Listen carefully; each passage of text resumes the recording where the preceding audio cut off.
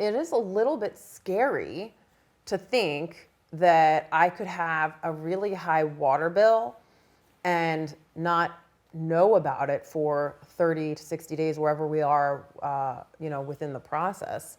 What are we doing at the city to make that part of this a little bit better? Because it's not the city's job to determine where the water is going, but I also, as the homeowner, I need to know when there's a problem. How are we going to make that better? Okay, so it's going to take us about $25 million. Okay.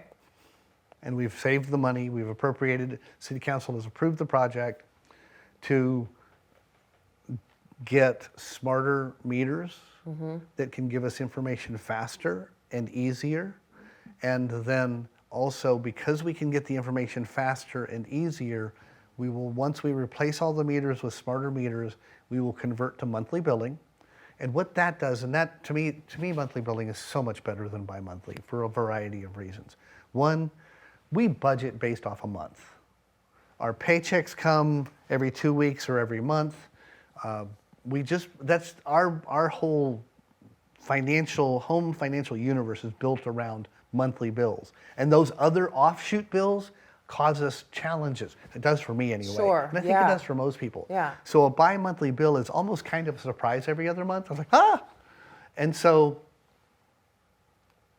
monthly billing is just better to plan for a person, for a normal human being. Secondly, if there is a leak of any sort, a monthly bill, you know about it twice as fast. Right. So it only leaks for half as long. So the volume of the leak is way smaller. Most leaks get worse with time. So the volume of the leak is half as much or less with monthly billing than with bi-monthly billing. But to convert to monthly billing isn't simply a matter of reading the meter reading the meter once a month, twice as often. It involves that too. So we're now reading 1 million meters a year rather than 430,000 residential meters, which is about what we read now in a year. Yeah, we read a lot of meters. Wow. Or we read a lot of meters a lot of times. Yes. We average about 430 to 440,000 meter reads a year right now. Wow. So it also involves the entire process. We have twice as much data.